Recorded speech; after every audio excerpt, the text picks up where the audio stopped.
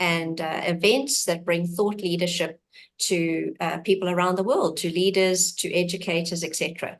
And today is no different, except we're focusing on a very important process for South Africa. Oops, sorry. For South Africa. And that is the new King Report. And the King Reports, and Professor Mervyn King is here with us today and carries his name, is very, very important for not only corporate South Africa, but for all organizations in South Africa. And since 2008, we've had that very open, opening up beyond companies into all sizes and types of organizations in South Africa.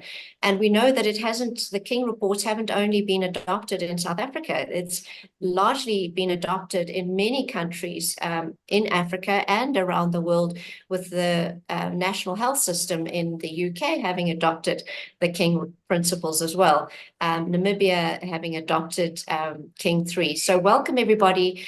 The captions are on, so if you want to keep a transcript of this open forum, you're welcome to. We will be making the recording available on the event page, so you can go back to the event page.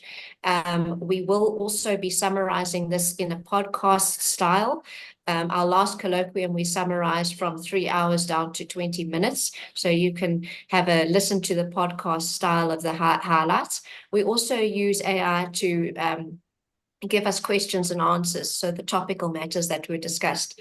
So you don't have to record it or have a transcript. We will make those available to you using the best available tools.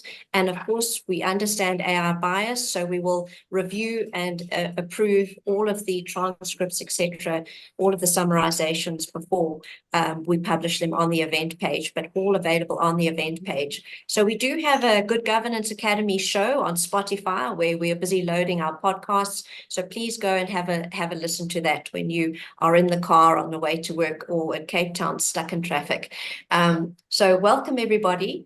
That was the closed captions, the reactions. Thank you very much. People, I see we've got old hands at the Good Governance Academy events. So welcome to use your reactions. If you like something, if you don't like something, please let us know. The chat is mainly for getting to know each other, communicating with each other, sharing information, sharing perspectives. We don't record the chat, so you're welcome to say what you want to in the chat function.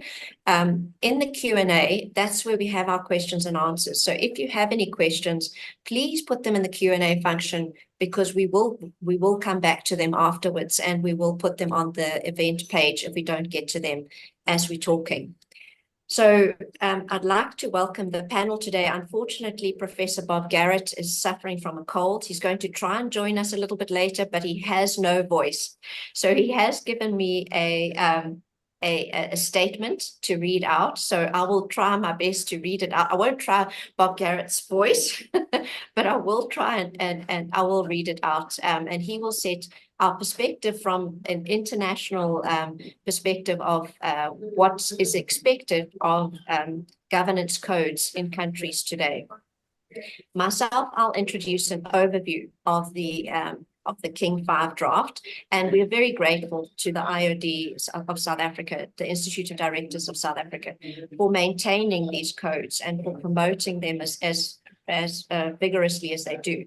So we're very appreciative of the work that they've done, and it is on a volunteer basis as a participation. So we are very grateful for the work that they are doing.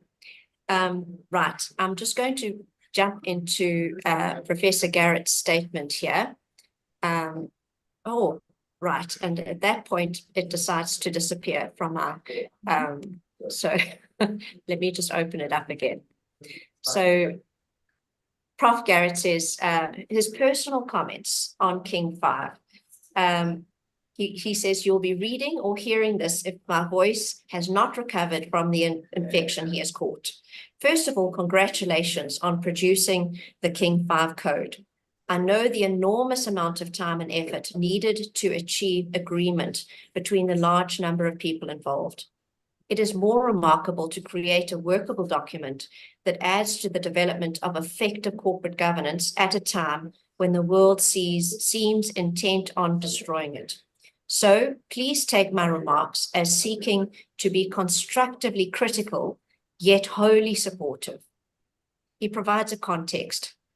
For the last 3 years, I have been reflecting on my 4 decades in developing effective corporate governance, wondering why it has not been central to public debate on bonding fragmented societies and being asked by next generation directors how I can help them and their organizations cope with understanding their future legal and societal roles in an increasingly turbulent world. I was particularly taken by the statement by E.O. Wilson, which seemed to resonate with many of the next gens. That's his term for the next generation directors. And the statement is, we have entered the century with Neolithic values, medieval institutions, and godlike technology. He argues that we do not know our purpose and so are an increasing danger to our own existence. I feel that King 5 is a necessary, solid building block for creating a more positive future, but will not be sufficient in itself.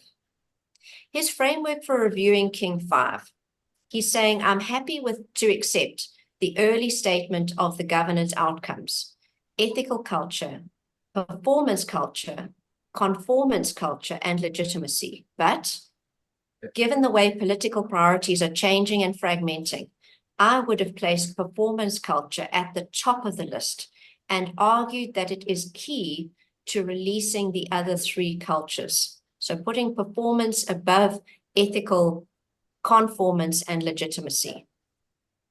Secondly, I found that most next generation directors are open to viewing the scope of effective corporate governance as way beyond its current limits of finance and compliance. They're open to that. Indeed, they see it as both necessary and a way of guaranteeing humanity's survival. It is becoming more of a generational course. It is seen as the antidote to the long-held stupidity of venerating the pursuit of shareholder value to the detriment of the law and societal needs. They do see the need for more integrated thinking, way beyond previously accepted business disciplines. This must now include anthropology, design, geography, and environmental sciences. I have proposed a simple axiom that enterprise plus environmental impact, plus social impact, plus accountability equals effective corporate governance. Enterprise plus environmental impact, social impact, and accountability equal effective corporate governance. This is being tested and seems to be accepted positively. The start of the board's decision-making process must be enterprise, delivering the organization's primary purpose, regardless of whether it's for-profit or not-for-profit. Can King 5 be strengthened in this area? That's his question. I feel that a major strengthening could be put up front with the 7 duties of a company director and the purpose of a board as listed in the 2006 under the UK's Companies Act. A huge majority of directors, legislators, and regulators I've interviewed across 5 continents are ignorant or scared of public debate for fear of breaking the social science enveloping them.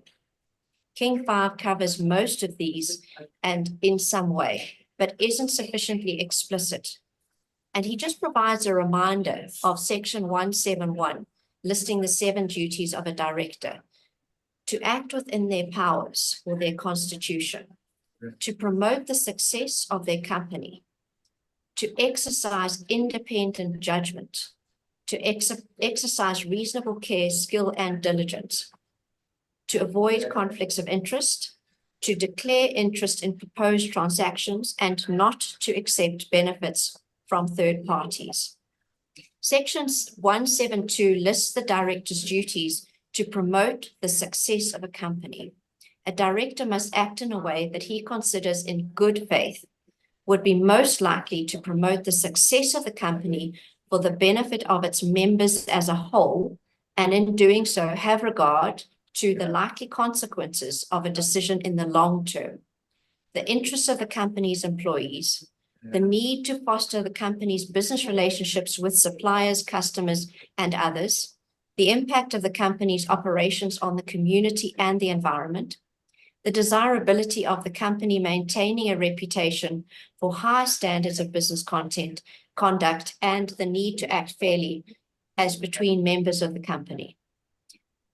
Bob Garrett says, I argue that these 1.5 pages that I've just read should front any code and be committed to formally by all directors. They are not difficult to learn or to be a behavioral guide.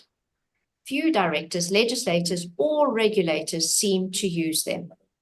His fourth point is then, how then do we grow a rigorous developmental culture for registering directors? This must start with a sworn commitment by each director to follow the 7 duties and board purpose, followed by a guarantee that they will follow a 4-level board maturity process flowing from ignorance of corporate governance through to grumpy compliance, to becoming a member of a learning board, and then finally becoming a registered or recognized director. His fifth point, how can we change the regulator's role? I argue for a change away from the current mindset of the regulator as a football referee, blowing at an infringement and issuing a penalty, that of a rugby referee, running with the pack and issuing warnings, only then awarding a penalty. This would mean mainly real-time self-regulation and changes to the company's secretarial and legal counsel roles to something more dynamic. So he's saying, so moving from a football referee blowing at an infringement and issuing a penalty to that of a rugby referee, which is running with the pack and issuing warnings, and only then awarding a penalty. So he's saying that this would mean a real-time self-regulation and changes to the company secretarial and the legal counsel roles to something more dynamic. And he argues much more helpful to boards. And we'll get to Arlene from the Internal Audit Institute of Internal Auditors of South Africa, and she can comment to us about that kind of assistance to the board.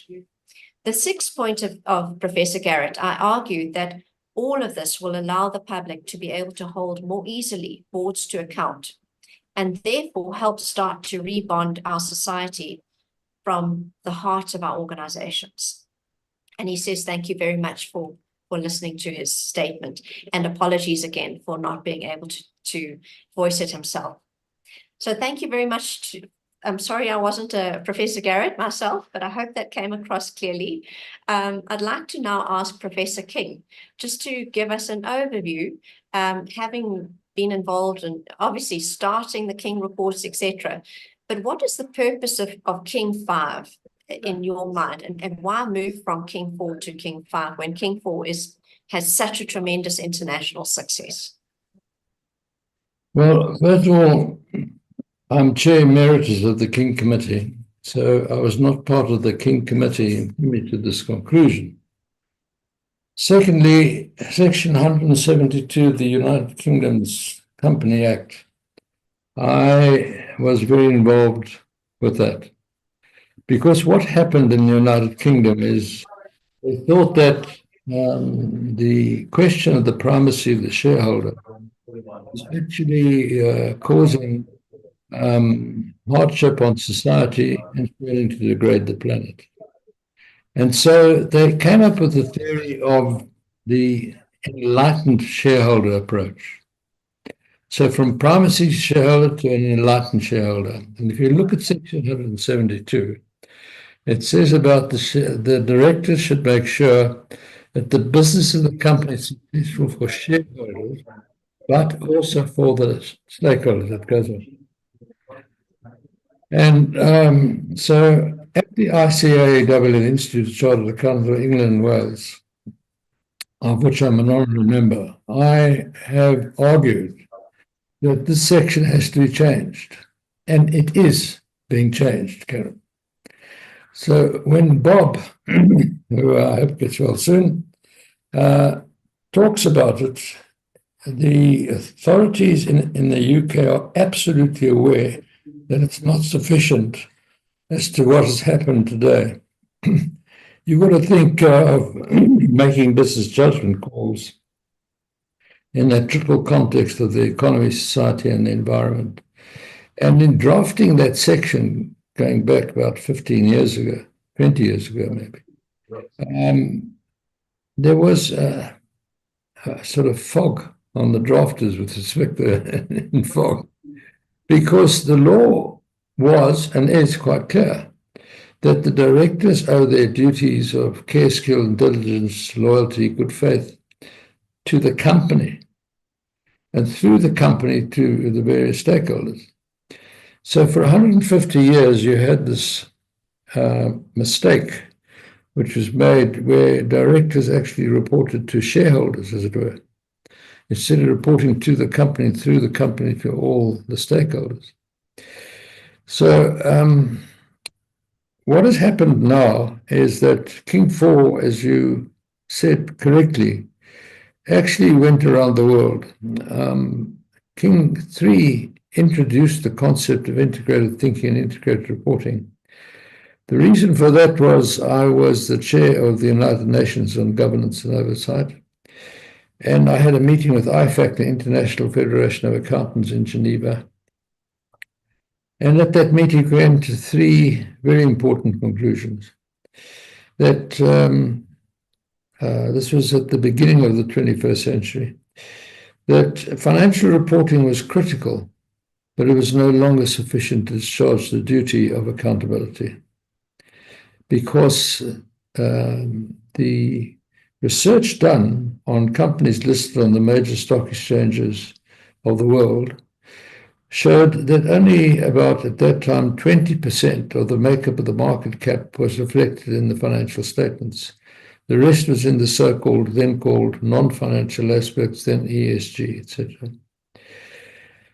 The result of that was we landed up in the alphabet soup. There were many organizations that started creating standards and then, as they were entitled to do, chose an audience. But that didn't stop the law. We, as directors, had to report to this incapacitated company to whom we owed our duty of care, etc., etc. So it was in King 3 that I had discussions with Accounting for Sustainability, which had been started by Prince Charles's Trust, now King Charles. And the discussions I had were with Sir Michael Peet of Peet Marwick fame, who was the private secretary to the king, to the then prince.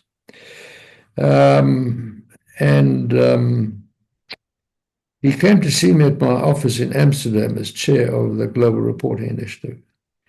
And we said, you know, operationally, companies operate on an integrated basis. You don't actually think of the financial issues and think separately in another silo of the sustainability issues. These things have got to be integrated. And so, King 3, there was the recommendation of integrated thinking and integrated reporting. And that started going around the world. And that was supported in England and supported by the Prince Charles's Trust. And we formed the International Integrated Reporting Council. King 4 just took that further, and that really did go around the world. So I always use the example that there are very few organizations, so I use a very generic word, that today still think in silos. They think in this integrated manner. So integrated thinking, that Bastille has been stormed. The only debate now is if you report financially and you do sustainability report, whatever standard you do, because at the moment we're trying to align those standards. You do that report, then you're leaving it to the user to decide how the financial is impacting on the non-financial and vice versa.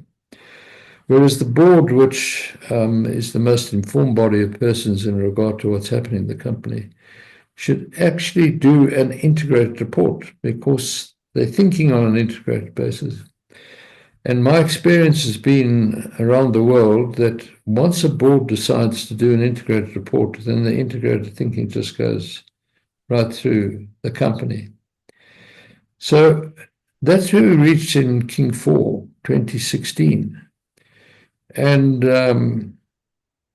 we thought that we had achieved this outcomes-based governance, and it wasn't necessary to do anything further. I then decided, having for 27 years been the chairman of the King Committee, that it was time to move on, and I resigned, and a new chair came into place, and I was appointed chair emeritus. But what caused King 5 to come out were the amendments to our Companies Act. So there were amendments to remuneration, etc., but none has yet come into effect. And then there was a realization that over the next 2 years at least, sustainability reporting, although in 2002 we recommended sustainability reporting in King 2, and that became a listing requirement. We were the first country in the world to do it.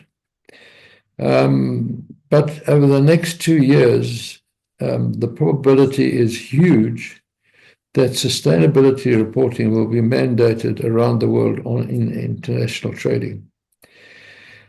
So we wanted to draw attention to that there was now sustainability reporting. I'm going to say the King Committee wanted to do that.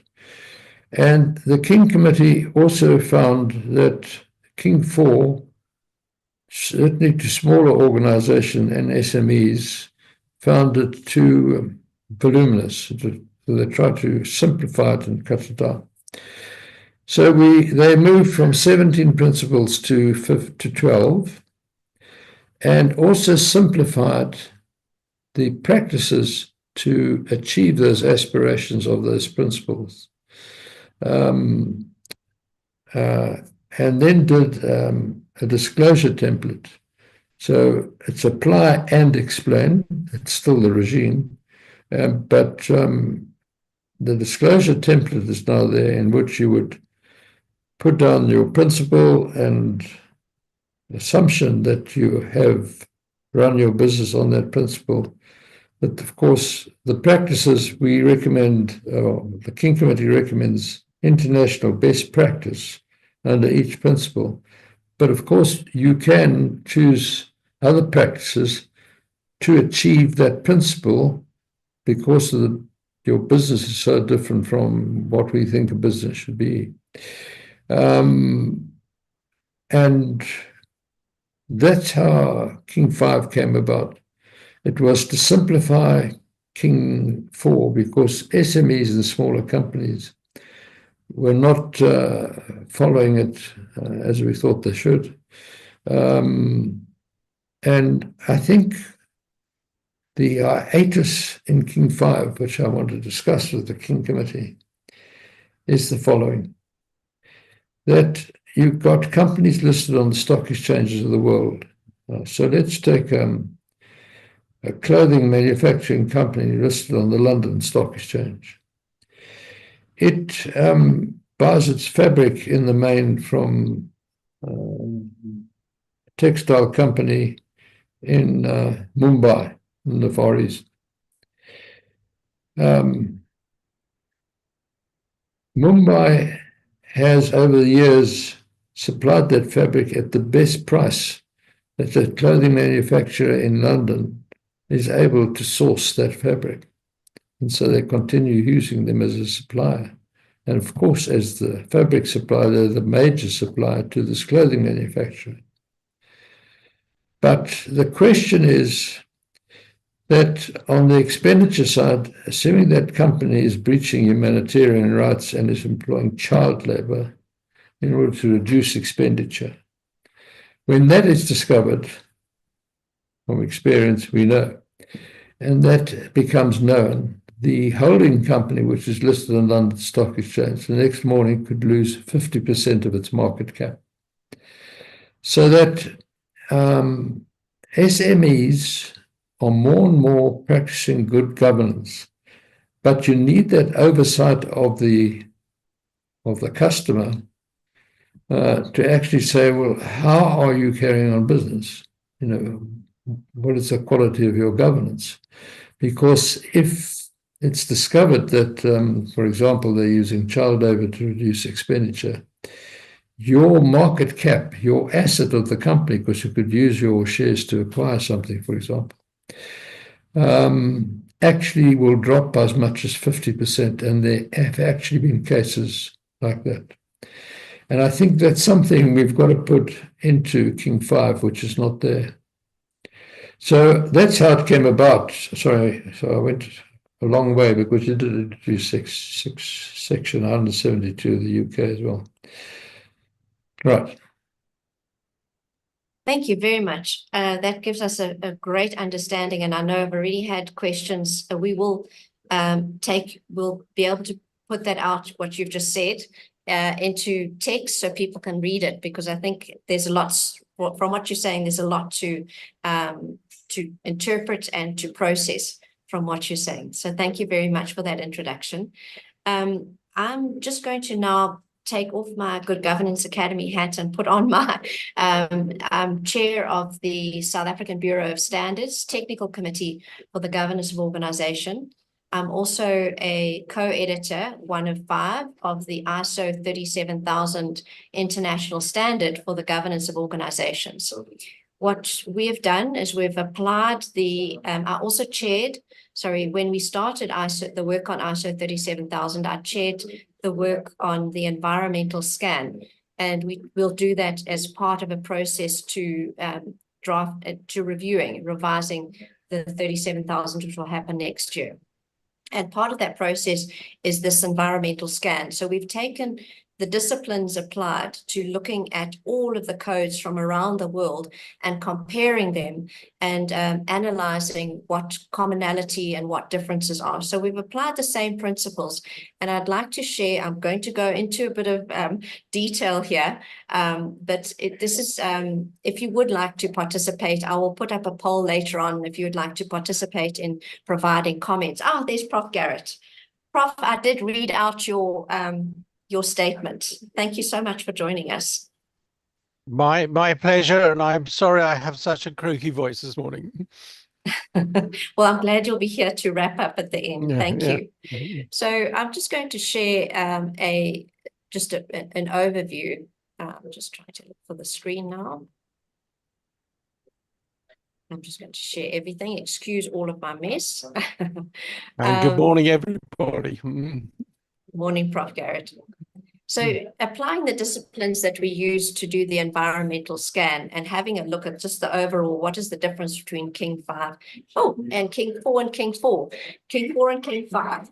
So just an overview, very high level, 3 principles, 1, 6, and 9, the ethical and effective leadership, acting as a focal point and custodian of corporate governance, and the evaluation and performance of the boards and its committees, really being pulled into a single principle around ethical and effective leadership and being a focal point in corporate governance, with the evaluation and performances becoming practices. 2 principles, ethical culture and corporate citizenship, really have been pulled into one as a single principle, ethical culture and corporate citizenship, with their practices essentially concatenated. The value creation process that was spoken about in King 4 is essentially the same, but spoken about as a sustainable value creation. Reporting, still the principal, composition of the board, the committee's delegation to management, and then we have a concatenation of 2 principles again in risk governance and compliance governance to risk and compliance. The IT information technology, or technology and information, is significantly different between the 2. Technology and information in the first, and information and deployment through technologies is as the King 5. Remuneration, and I'll go into that in a little bit more detail, far more simplistic in King 5, with a lot of that directive coming through in the new Companies Act amendments now. Then assurance, and then stakeholder engagement. The one, of course, that was dropped off is this principle for responsible investing, which is really where aligned with CRISA, the Code for Responsible Investing in South Africa, and the UNPRI. I am a little sad to see responsible investment or responsible procurement in a broader sense not coming through. But hopefully that comes through in some of the practices, because that kind of investment also sees itself in procurement. Going through in details then, and I'm not expecting you to read all of this. These are the, this is what we will share with you. These are the principles in as written. A little bit of highlights I'd like to show. First of all, that the principles are written as statements now as opposed to principles. So a principle being written with should, and a statement being as a fact. And this was debated to a lengthy process internationally when we were developing the ISO standard, and it's something to be taken note of, that a statement is interpreted more as a statement of fact, and it leads to compliance, versus a principle with a should saying, so the governing body leads, and then just turning that around, does the governing body lead, being a statement of fact. Whereas the should introduces more of a concept of and how. If they should, how do they? So it's just a subtle nuance as one of the things, but it was a lengthy debate internationally. Then, of course, the reference to the triple context that we had in King 4 and the capitals, which have come from the integrated reporting side, have been reworded to talk about relationships and resources and relationships. And where there's reference to the triple context, it's actually spelled out being environment, social, and economic context within which the organization operates. So slightly different wording. The reds on the screen, you don't need to read it, of course, are where there are differences.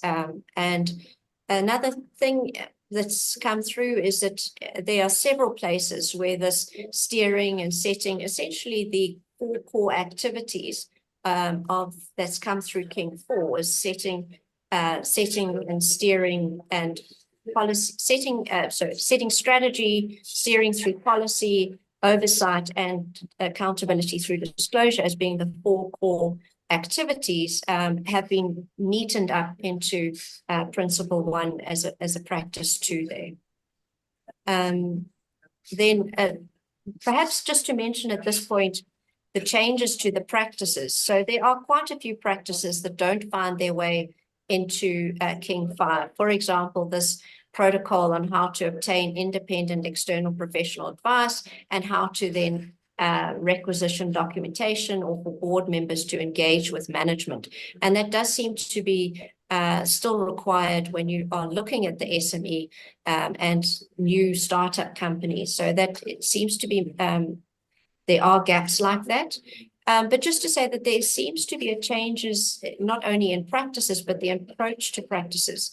And that's something that was also an international discussion, where certainly the approach to practices in King 4 was far more a recommended practices approach to say, these are the principles. The principles are a requirement. In a compliance regime, it would be comply with the principles. But how you comply with those principles and what practices you choose are really up to you. And here is a list of recommended practices. Whereas the approach in King 5 seems to be far more required practices. Although they're called recommended practices, the approach seems to be far more driven on the basis of required practices. These are the practices that you should be applying, should be implementing to apply the principles. Just to say, this is the third principle that is brought into principle 1, and that is really around the self-evaluation. The one point that came through was the principles, when they pulled together, seems to be more on the basis of appending the practices to the principles, as opposed to rethinking what the new principles and all of those practices intend to achieve. So there was a little bit of that was highlighted in the assessment. Another comment came through is that delegate to management comes through in King 4 often, and perhaps that concept is, and it comes through in King 5, but not as often. The concept to delegate to management perhaps should be incorporated in those 4 core activities, governing body activities, as we saw in Principle 1, recommended practice 2 of King 5. Yeah, that was the comment. Also to say, there's significant numbers of practices that aren't appearing as they were in King 4. For example, the practices on strategy. So there just needs to be alignment. Now, when King 4 first came out and King 3 was in play, there were also practices in King 3 that people found useful, although then the statement came out with King 4 that actually King 4 takes precedent over everything. People did find a lot of practices in King 3 quite useful. So I think we might see the same thing happening with King 5. There's quite a lot more in King 5 around the use of committees and recommendations on the use of committees. For example, audit committees or risk committee, and specifically in technology and the IT, information and technologies principle, there's a may delegate to a risk committee, for example. Sustainability reporting does come through, and it comes through as actually mentioned next to integrated and sustainability reports. And there is some of the sustainability reporting thinking coming through in some of the practices. And essentially, this is really showing there's quite a lot of red on the left-hand side and quite a few changes on the right-hand side as well. Principle 10 here, looking at appointment of management. There's quite a few practices here. And then Principle 11, we've got the concatenation of risk and compliance into the single principle. And you can see that running out how it comes through. And then, as I said, in IT governance, the information and technology, we've got a significant rewrite of how it's presented, talking about information governance, then talking about data. Sorry, I'm going the wrong way around. And anyway, so talking about information governance, talking about data governance, talking about within the context of information governance, talking about information technology in the context of information governance, and then a whole recommended practice on artificial intelligence, and which is something that was discussed at an international level as well, is raising the concern about emerging technologies, but perhaps, if you mention AI specifically, you are, highlighting a risk where there are multiple other risks, and perhaps that could be disproportionate. So I just wanted to raise that the overview applying the principles that we used for the environmental scan in the ISO work that we did, and certainly, and I'm going to launch a poll now.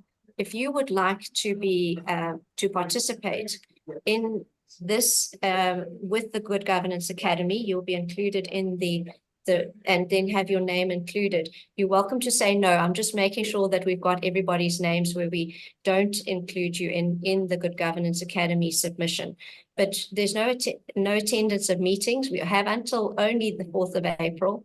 So, but if you would like to have exposure to what we're working on, please, I'm going to leave that up for a while. So thank you very much for listening to the overview.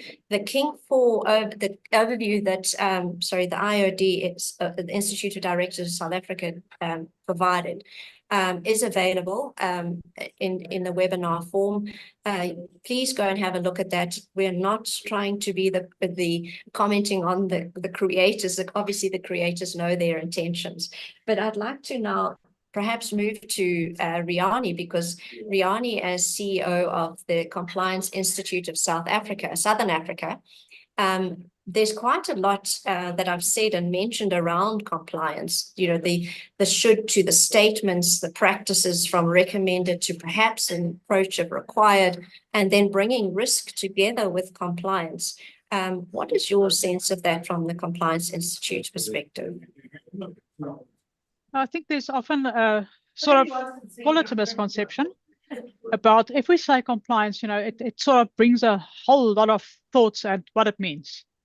And what I have found over the years is to really crystallize what are we talking about if we say compliance. So is it compliance? And I like to use the 3 lines of defense model. I know it's a model that's been updated and now it's the 5 lines or whatever. It doesn't matter. The concepts and the principles are still sound. So if I can stick with the 3 lines of defense, so if we say about compliance by the first line, which is your operating area, the areas that give effect to the business, the products and services, etc., they have to comply with laws and regulations or those standards that they adopt. And that's your sort of first view on compliance. There, the control environment lives. They have to understand what is required, and then they have to comply. So if I say compliance in the sense of a King report, I would, sort of, yes, have you adopted it as an organization? You want to comply with it? Then I would say, yes, there's compliance to it. Of course, for listed companies, it is a compliance issue because they have to comply with the King report in South Africa. And then the third line of defense is typically your internal audits and external auditors. So if they look at compliance, they would want to go and look at, was there compliance? Actual, an opinion about what is the level of compliance versus the internal auditors. That's more external audit kind of focus. Internal auditors would rather opine on the control environment, or they might also have had a brief to say, tell me what is my level of compliance. Now, if I look at the second line of defense, that is typically where our compliance officers operate, and also the risk managers. So compliance and risk management, I think we just have to always be quite clear about what are we talking about. So if it's governance of risk and compliance, it does cut across all 3 lines of defense there. However, I would guard against what I've seen there in the King 5, is where they say that compliance should be integrated with the enterprise-wide risk management. I think one has to be careful with those kind of choice of words because they are 2 separate focus areas. And also, as I say, I think it's also quite important to understand that there are these different players in, if we say, risk and compliance. Thanks, Riani. That's very helpful. And words do matter. And we have to choose the right words because interpretation, in this code, we don't have the report around it to give us that guidance. So that is also a missing part. You mentioned internal assurance and internal audit. I'd like to turn to Arlene now. Arlene is the CEO of the Institute of Internal Auditors in Southern Africa. So just from an internal audit function perspective, how do you think that internal audit functions can contribute to achieving the Principle 11? So Principle 11 has largely not changed between King 4 and King 5. Perhaps it has. And then how might the King 5 code influence the way internal audit is structured? It just is a first introduction into internal audit's perspective on King 5. Thank you very much, Carolyn. And I think, it's a funny time for us because we are still at a stage where we are implementing, many of our internal audit functions are implementing the new global internal audit standards. So now I like the mapping that you did, King 4 versus King 5, and then we'll probably add another column there in terms of the global internal audit standards. But we definitely see a strong alignment between King 5 and the internal audit standards. I think that how we can contribute towards achieving the Principle 11, the assurance principle, is just in terms of internal audit playing a role in terms of the board's oversight role when it comes to risk management or risk governance. So also the ongoing controls evaluation, where internal audit needs to opine on the adequacy and the effectiveness of the control environment and give that feedback and assurance to the board. And then just regular reporting to the board. So looking at balanced reporting, I think what's coming through strongly in King 5 is that it's not only risk, but it also says expand on opportunities. So safeguarding against threats, but also capitalizing on opportunities. And that speaks to internal audit's growing responsibility, not only to provide assurance, but also to provide advisory services. And that's consistent where we see the profession moving as well. So I think there's a lot of synergy, even though the change is not significant. It's reinforcing where the internal audit profession is moving, and that's globally. And then in terms of the structure, so what I see in King 5 is that there's still, an appreciation that internal audit needs to be independently positioned within the organization. So obviously achieving its mandate and authority through the board, most times through an audit committee in terms of, what is its responsibilities, mandate, what's in the charter. But then also in terms of positioning so that it's independent of management. I see that coming through in King 5 in terms of the principles and the recommended practices. I don't think it's changed, but I think that it is there and it's important to retain.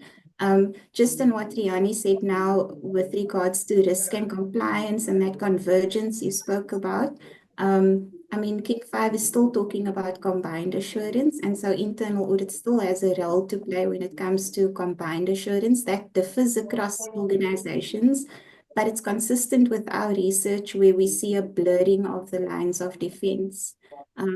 So I think risk and compliance merging. I think from an internal audit point of view, we still need to preserve our independence, but we also see a blurring of those lines of defense, which is quite interesting. It's an area that we've been researching. And then just in terms of the more pronounced role of internal audit. So I think that King 5 is really giving impetus to internal audit where we're not just playing in the financial and operational risk space anymore. We're starting to impact on strategy and ethical culture, which is the correct approach. So all in all, support for King 5 Principle 4. I think it's strengthening our internal audit functions. And I believe that was the intent, which is good. It's for the benefit of the organization as a whole. I want to lean on your experience now, Arlene, as past president of ISACA South Africa chapter, so very much IT audit. What is your take on the IT, the change from the information, the different principles that we have across King 4 and King 5 from an IT auditor perspective? I think that what I've read in King 5 is that information governance is the overarching concept, and then IT, data or data governance, and emerging tech such as AI feeds into that. And I think that's consistent with an IT auditor or an internal auditor's mandate where they need to give assurance to the board in terms of information. So I agree with information being at the top, because that then enables the board to really trust that information and do data-driven decision making. So I think that the way it's positioned in King 5 is actually a positive move, and it's consistent with, when I left ISACA, we were grappling with digital trust and how the digital trust ecosystem fits together. And I think it's consistent with that thinking. Thanks, Arlene. Now I'll turn to Elsevier, who's the chair of the technical committee at the Chartered Governance Institute of Southern Africa. Other people know them as the chartered secretaries or company secretaries, trusted advisors to the board. So really, chartered company secretaries have been called out, not only by Professor Garrett and his Carolyn Reid speech in the beginning, but there are some changes to the role of the COSEC in King 5. What is your take on it from a charter CGI perspective? Yeah, so thanks, Carolyn. Just checking that you can hear me. because I had some technical issues. Okay, fine. From our perspective, just looking at King 5, I think there was from the Institute's perspective, and you will know that of all the people on the call, probably King 5 or King 4 is the item that we use the most. So any changes has a significant impact. So there was a bit of a collective oh no when we heard that there was a King 5. I think having read and having looked at specifically the disclosure template, which is of importance, a lot to be supported.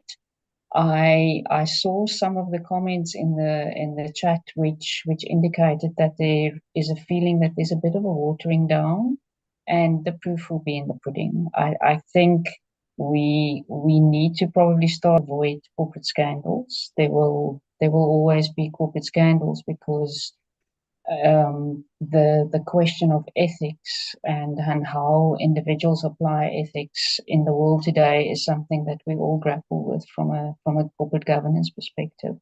It's about what happens when no one's watching, right? So that's the important thing for us. Therefore, from the Institute, very supportive of the King 5 adjustment. I think having watched the Institute of Directors video and looking and specifically Ansi Ramalu's explanation about why they changed, understood. I think you've pointed out some of the practices that we lose specifically around strategy, which could be concerning. Which we will need to keep a watching brief on. But from an overall perspective, Carolyn, I think we must support the work that's being done. There's a few tinkering at the edges that we possibly can assist the Institute of Directors with, but overall, nice and friendly wording, easy to understand. It's reading much simpler and yeah, all in all, a nicer document to engage with. King 4 was a bit technical at times, so very, very much supported. And then there's also the plea, I think, is that where we have practices and they must be in support of principles, and if they're not applied, we must explain. And I think there is a tendency of various individuals across the country looking at corporate governance to have a bit of a tick box approach to those practices. And the intention is, and that's why the disclosure template is useful, because one can now actually tell the story about why you still believe that despite having not applied a specific practice, you still discharge the duty and the outcome by the principle, set by the principle. So I'll pause there, Carolyn, and then you can take it forward from there. Yeah, but if I could just ask you another question. So one of the what we heard from Mervyn about the sustainability reporting being one of the reasons why we had to we're moving into a King 5. And certainly some of the languages come through around sustainability, adding in the word sustainability reporting sometimes. But really, what is your sense? Because COSECs are going to be left with this problem as sustainability reporting is something that really needs to be driven as an implementation across the organization. I think from a governance professional's perspective, anything that supports us in driving sustainability and that kind of thinking through the organizations is to be welcome.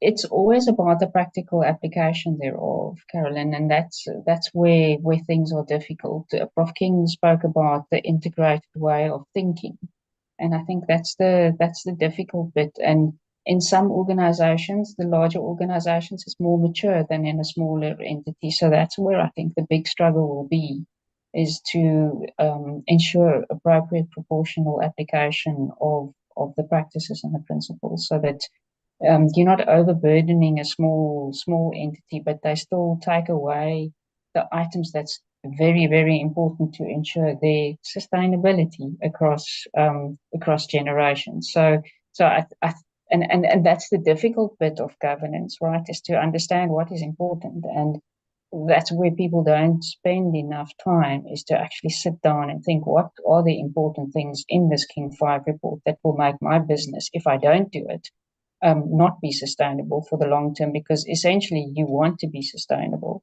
or I would hope that everybody would like to be sustainable. Thanks, Elsie. I'm going to turn now to Owen. You mentioned, Elsie, you mentioned around the disclosure report, and that makes really the governance professionals' life a bit easier, having it spelled out. And certainly that is a kind of an aggregation of all of the disclosure practices that were sitting in King 4, not all of them, but a large portion of them. I'd like to turn now to Professor Skay. Owen is the Director of Rhodes Business School.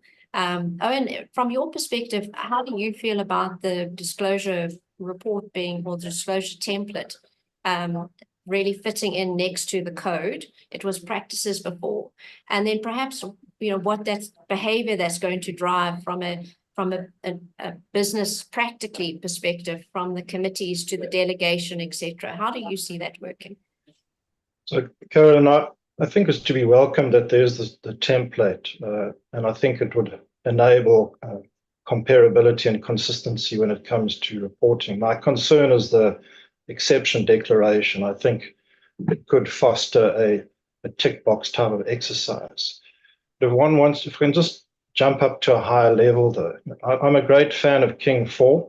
Not that I'm not a great fan of King 5, and I think it's to be welcomed that there's a reduction in principles, but applying a sort of independent thinking. And as an academic, one must always adopt a critical view and be constructive about that.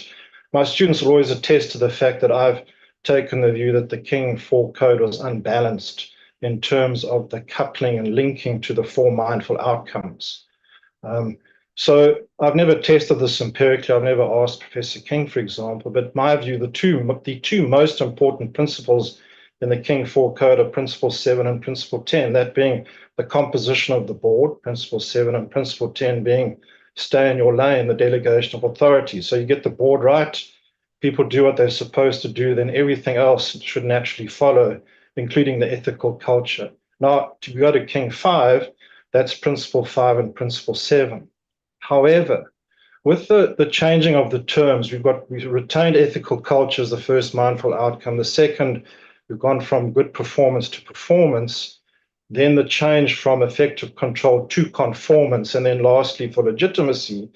If one kind of groups these principles around those mindful outcomes, the Principle 5 and 7 under King 5, or Principle 7 and 10 under King 4, for me, the orientation of the language is around control and conformance. And I go back to what Bob Garrett said right at the start. I believe that the board composition, the committees, and the delegation of authority is a performance issue. And I also think that it's proving to be hugely controversial around the world. If we take the resistance to DEI, we see what's happening in the United States. It's having profound implications. That is often driven by this perception that it's a compliance. The diversity of the board is not a compliance conformance issue. It's a performance issue. The other concern that I have has always been around the fact that the reporting part, which under King 5 will be Principle 4, and you have essentially one principle for legitimacy, which would have been Principle 16 and now Principle 12, to narrow your integrated reporting aligned to the purpose, creation of value statement narrows its focus. Your reporting is about your legitimacy. So you can't just have Principle 12 that says go and actually engage with your stakeholders. The integrated report, as Professor King says, it's through the company to the stakeholders. It's the integrated report that confirms what your legitimacy actually means and what you stand for. And I think that would then neatly go into the ethical culture, which then creates this virtuous cycle. So I think that there needs to be a rethink around how these things are tied. Lastly, just Professor King made reference to Section 172. in the UK. What's interesting around reading that, if you read Andrew Haldane, for example, who owns a company, he makes the statement in there that hardwired into the UK Companies Act, the shareholder primacy. And often I think that directors don't spend enough time actually understanding the differences between different jurisdictions, because the better you understand what the UK does versus South Africa enables us to do it better here. So the fact that King 5 has reclaimed the inclusive stakeholder model, the fact that it's about acting in the best interest of the company, I think that can generate the performance that we're speaking about. Lastly, and I'm wrapping up now, Professor Archie Carroll, I did note that in the chat, people were saying, no, it's the ethical culture. We need to retain that. Absolutely. But ethical culture is not something that you can just make people have, right? I believe you can be trained in it. We need to spend more time doing that. And that's a function of your board composition, your committees, and your delegation of authority. But Professor Archie Carroll famously said that moral competence is as important as management competence. So we must never lose sight of that. And I don't think King 5 has in any way diminished that. That's still very important. The question is how one does it, of course. Thanks, Owen. As really the kind of the only business representative here, and even from an academic perspective, because we all really academics in our own rights here, but from a representing business schools and getting that, as Prof. Garrett's introduction says, of the next gen directors, from the business school perspective, what are you seeing coming through, and what were they expecting to come through in a King 5? And do you see that it's come through? Look, it's something that we are grappling with, and certainly when you look at that series now on Netflix, Adolescence, it's quite terrifying actually, and the language of emojis and the generation. Mervyn King has always said we need to get younger people on boards, get them to sign a non-disclosure agreement. We've got to make this language all inclusive and all embracing. But at the same time, I think that one needs to recognize that governance is incredibly serious. It's complex. We need to maintain the qualitative governance. We need to make sure that it's not a tick box type of exercise. I think lastly around the risk part, I don't think that risk is a conformance issue. We need to make sure that risk and compliance is not seen to be conformance. I even go so far as to say that I think that King 5 needs to really think about whether conformance is the right word. And we've always grappled with the C words, compliance, control, conformance, comply or explain, comply. So the C word is a troublesome word. And I think that we need to get some more fundamental thinking around what that actually means. Riani, would you like to comment on that? Thanks, Owen. Yes, thank you. No, I couldn't agree more, Owen. I think for us as a compliance community, and speaking specifically compliance officers, this whole concept of, we're there to check that everybody's complying or conforming, as it were, is troublesome, because we follow a risk-based approach to compliance. So it's much more of a risk kind of focus on compliance. Yes, there are obviously those things in the laws or whatever that we have to comply with, but it's also understanding about how do I manage that risk. So do I have the right controls in place? Are my people trained? Are my policies up to date, etc. So the conformance thing puts us in a box, and people love to say this. It's like the tick box approach to compliance, and I want to die when I hear that, because it's really not what we're about. It's got to be much more risk-based and risk-focused. And so I would definitely agree with you there. And then my question when I hear the word conformance is conformance to what? So are you talking conformance to your internal policies, conformance to laws and regulations? What are we talking about? Because if it's internal, then it's a risk-based approach, and it's much more of a risk management approach and a conformance approach. Thanks, Riani. Owen, would you like to respond? Look, I tested it to my students the other day, and we run a hypothetical board meeting, and we came to the risk thing, and I said, how do you feel about it being a conformance issue? And the students are very troubled by that. So I think, what are we conforming to? I think it stifles innovation, it stifles creativity, and I think that compliance officers are not the old cliche about being in a grey suit, whatever it is. It's much more than that. And therefore, the qualitative governance, we can never compromise what that means, ensuring there's no tick box mentality.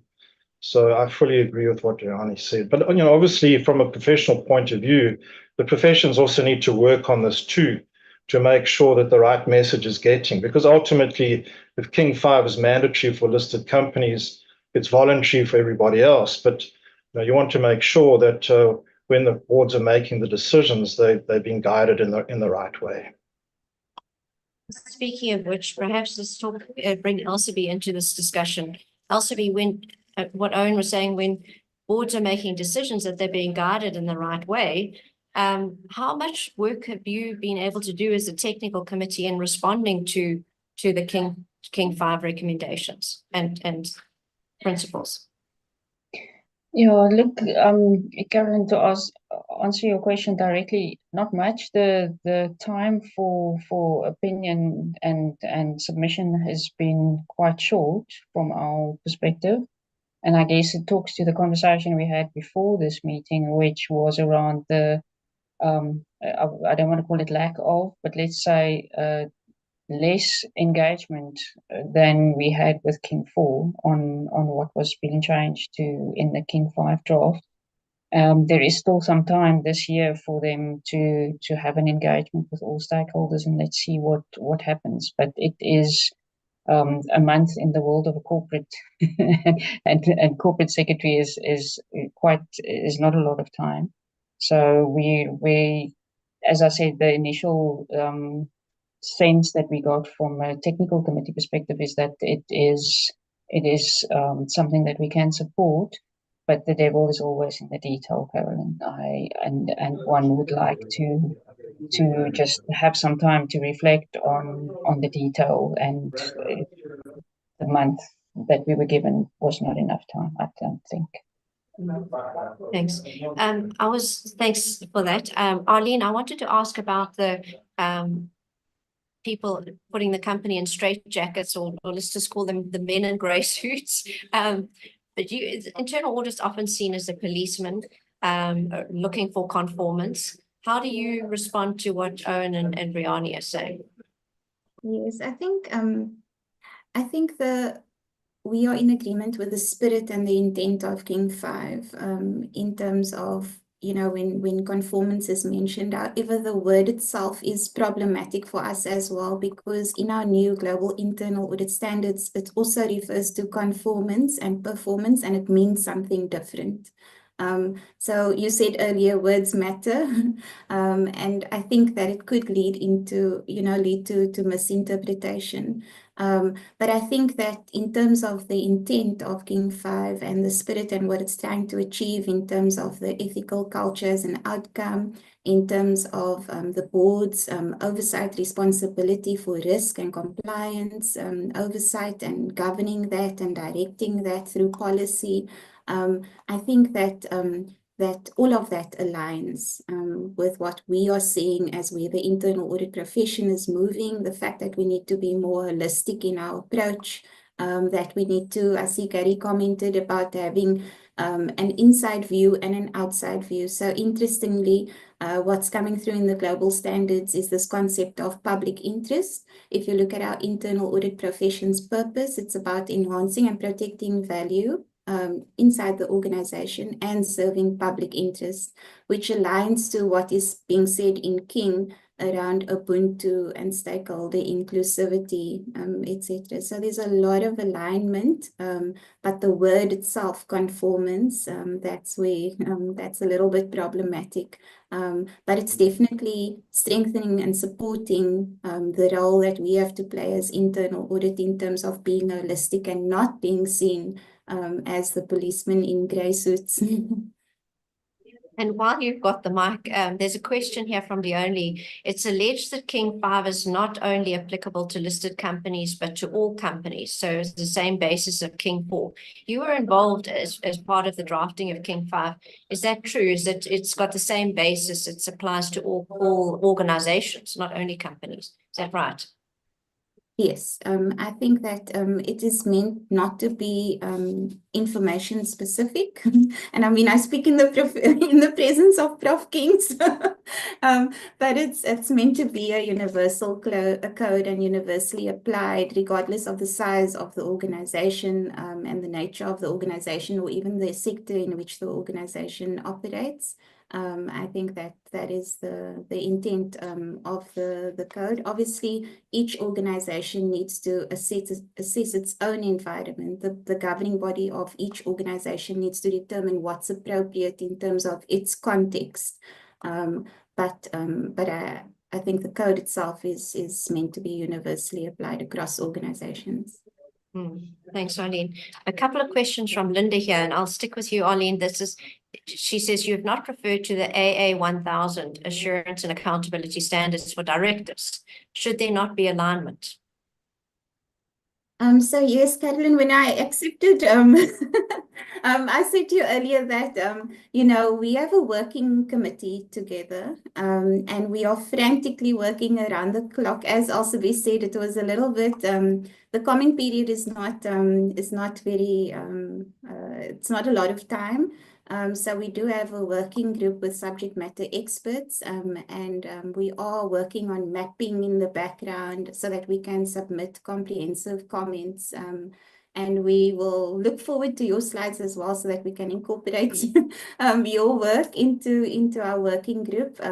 But it's still early days for us. We're still working through King 5, and we will definitely take all assurance standards into account. Thanks. Thanks. Even the South African Bureau of Standards technical committee is only meeting this afternoon. So we've got the same issues, trying to get everyone, all the busy people around the table to have a discussion. I've got one for you, Riani, here, also from Linda. Do we still report on compliance through the GAI report? And will the template change? I don't know if you've had time to have a look at that. I haven't actually. Yeah, so I'll reserve my comments, but I think maybe just a comment to make on our discussion just now. Around, sorry, I'm jumping back, but my mind is running. So just, the whole thing around conformance, I think that it suggests that, there's this standard, or there's this law, or there's this requirement that you have to conform to.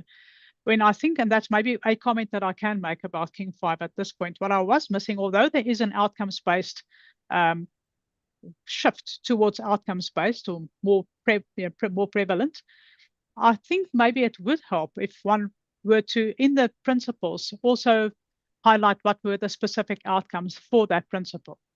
So, so instead of saying we have to conform to X, Y, Z, are we achieving the outcomes through our risk and compliance programs and activities in an organization? Thanks, Riani. Yes, please.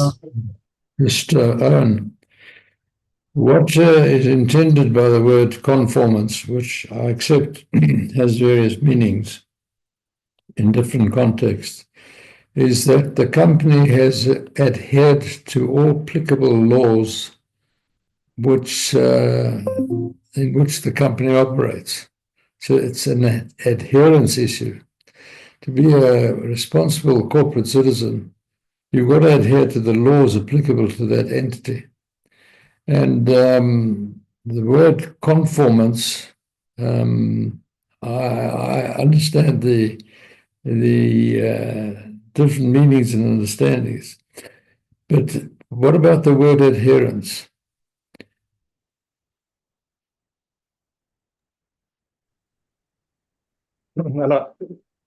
Prof. King, look, I think I'm not part of the King committee, but I think it's something to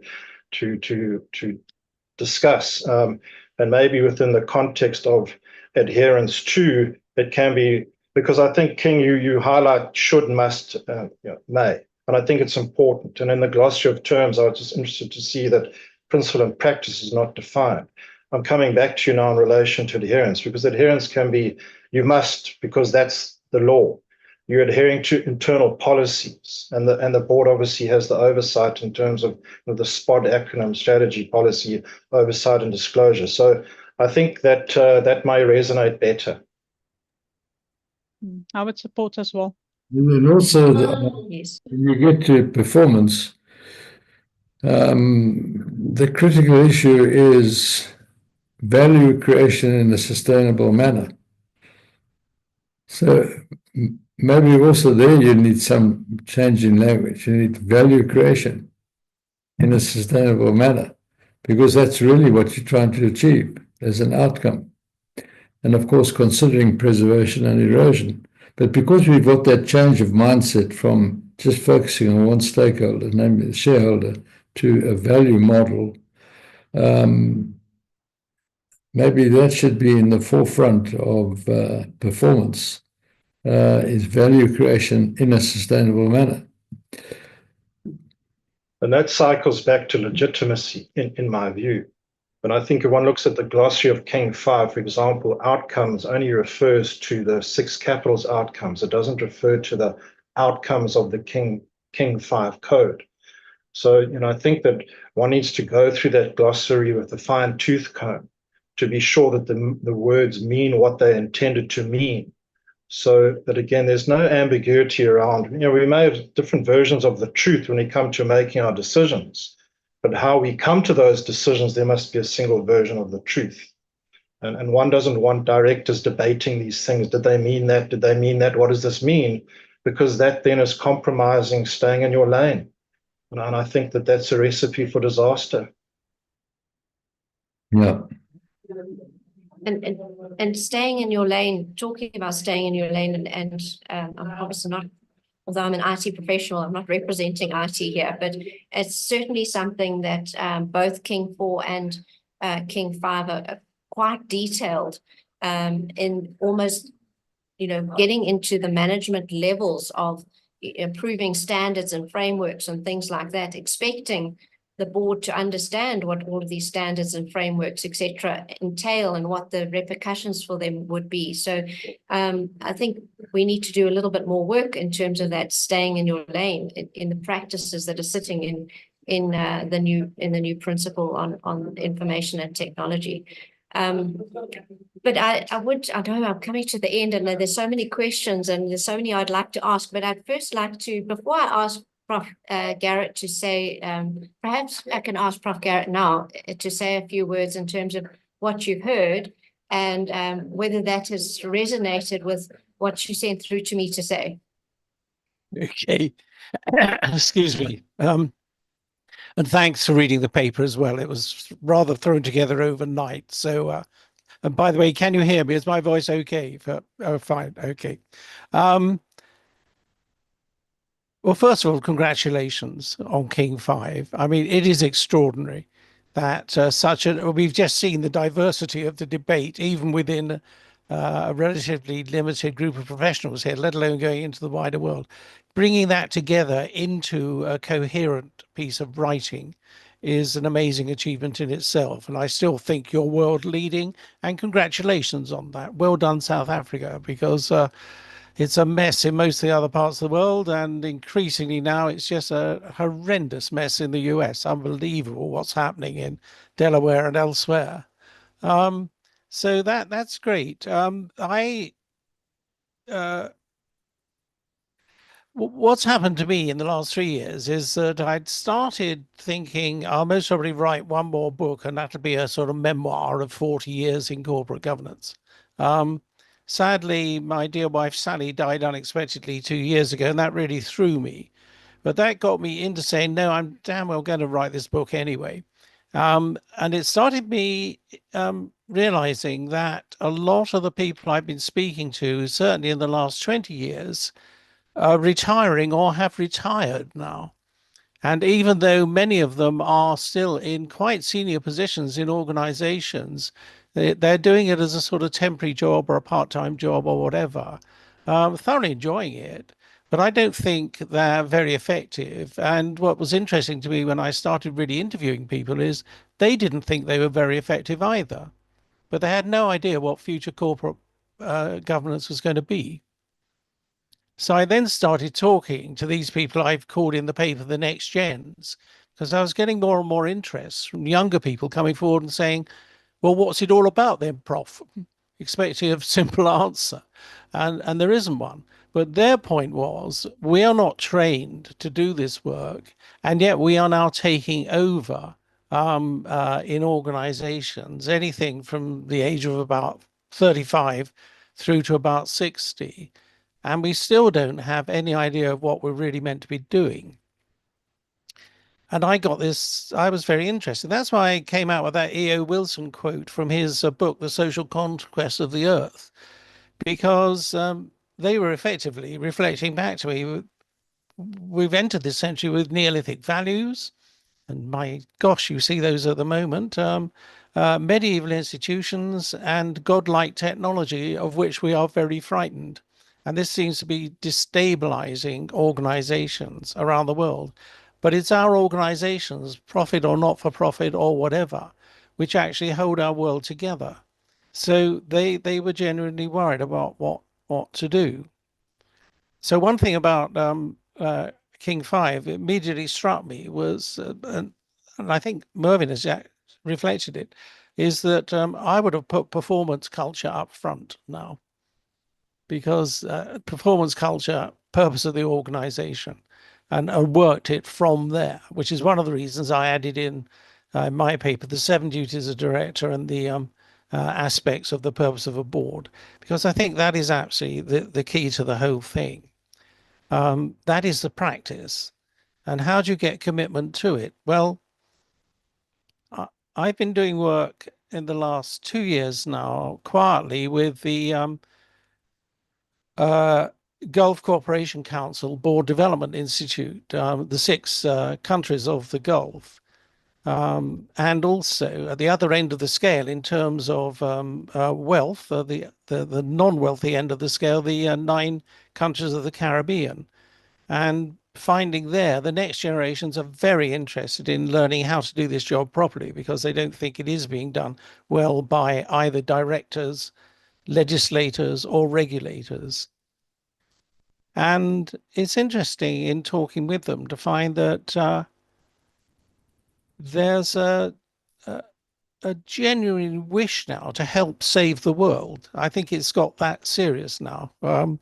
And corporate governance is seen as one of the building blocks, sort of fundamental building blocks to saving the world. So it's becoming, for them, at least, or some of them, very much a cause in its own right.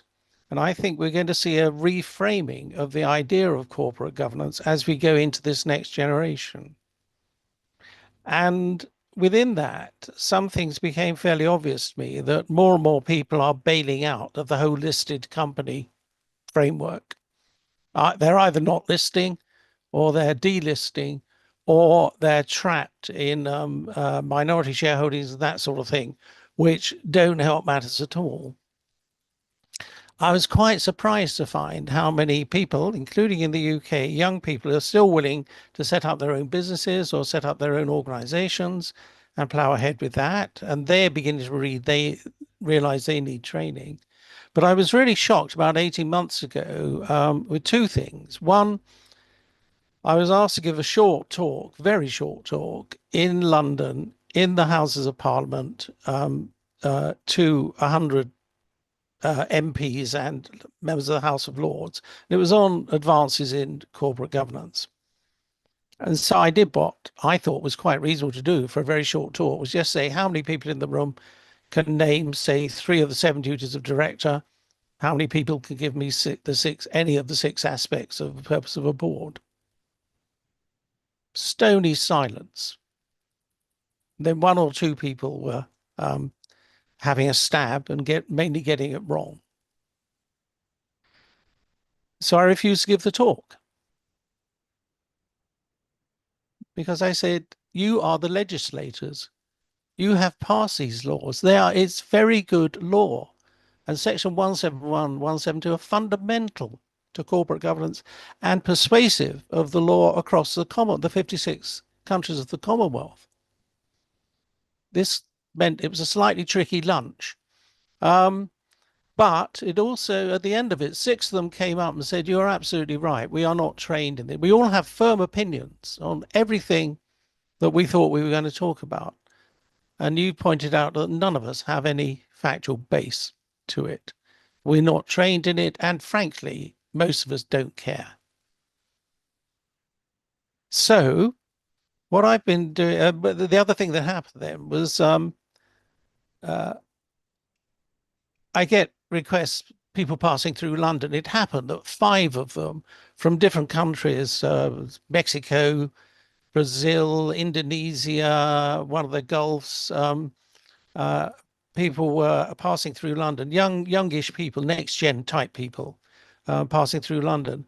So we decided we'd have a high tea at the Reform Club and just talk about things generally.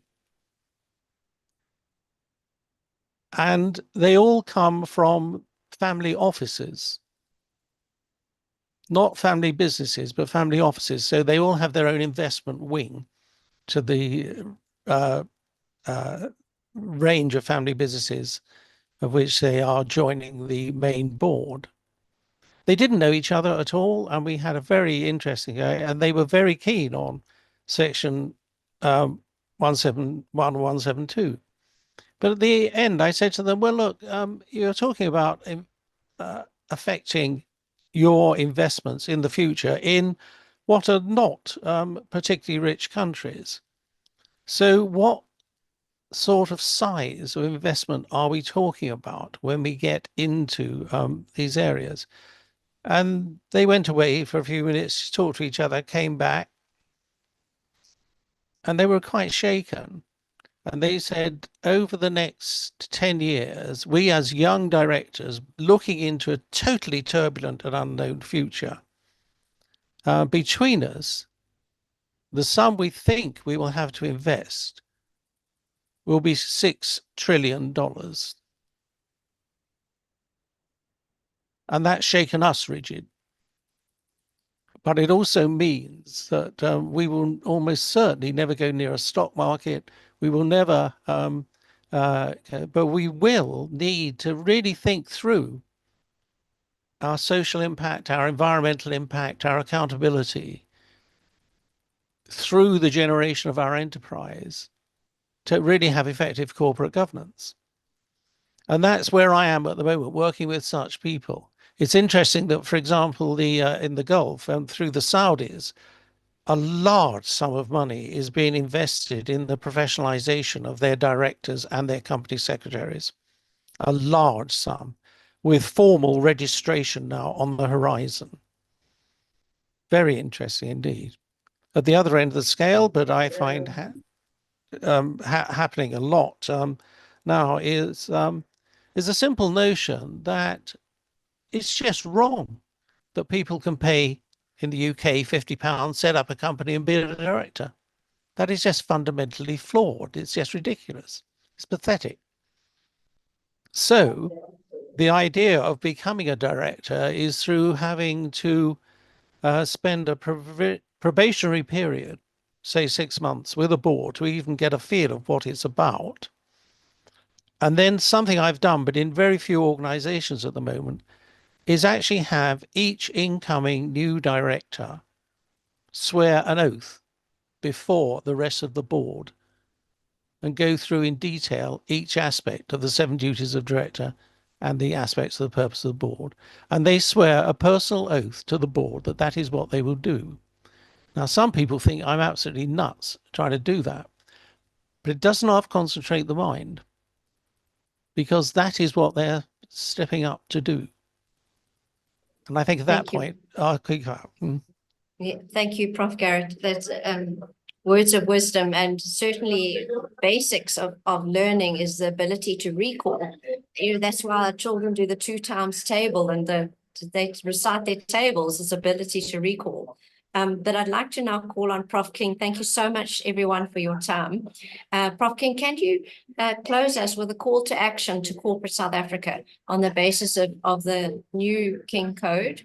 What you want corporates to do differently today from what they've been doing in the past, or to continue doing. Thank you. Right. I just want to say that I think South Africa has actually led the world in the question of corporate governance, because having chaired the United Nations on governance and oversight, I certainly learned a lot about the question of sustainability, etc. long before it was spoken about generally. And that's why, as early as 2002, we had sustainability as a listing requirement in our stock exchanges. And then the thinking of integrated thinking rather than the silo thinking that we had became very important when, with the degradation of the earth and the way society had in fact subsidized the profits of companies for 150 years. And that came out in the principle of integrated thinking and integrated reporting, which was 2016. So we have always been in the front. And it was interesting in 1992 when I was first approached to set up the committee, which assumed my name, the King Committee. I had to come out with a report that would have been digestible to the majority of our fellow citizens. One couldn't come out with a report which was the dictate of the day of the primacy of the shareholder. Of course, in today's Bell Pottinger language, that would have been seen as white monopolistic capital. And so wittingly, I steered that committee away from that. And we came out with the King One essentially was you have to learn and understand the needs, interests, and expectations of your stakeholder groupings. But that's as a matter of fairness that you know about that. But always make a decision in the best long-term interest of the health of the company. And then there are going to be trade-offs between your stakeholders. But as a matter of fairness, you will explain to them why you made that decision. The next time you make a decision, it will benefit them more than the other stakeholder, etc. So, in summary, I think King 5, there are things mentioned that I think need to be looked at. I mean, the King Committee is in a consultation period about this. And I think today has been very useful, Karen. It would be very useful, in fact, if we could summarize some of the points and chat to Palmy and Ansi about them. So who's going to do that? Yes, the Good Governance Academy will be doing that, Prof. Thank you very much, Prof, for finishing us off. Thanks, Prof. Garrett, for joining us. And lovely to have you on board, give us a business perspective. Riani had to drop off, unfortunately. Elsaby, thank you so much for bringing the corporate secretary governance professional perspective to it. Arlene, thank you for giving us the assurance view and, of course, the difficulty in aligning with your own professional standards. So thank you very much, everyone, for joining us on this call. And we are looking forward to engaging you further to consolidate our comments to go back to Palmy and Ansi. Thank you. Thanks, everyone. Thank you. Thank you, Rob. Thank you.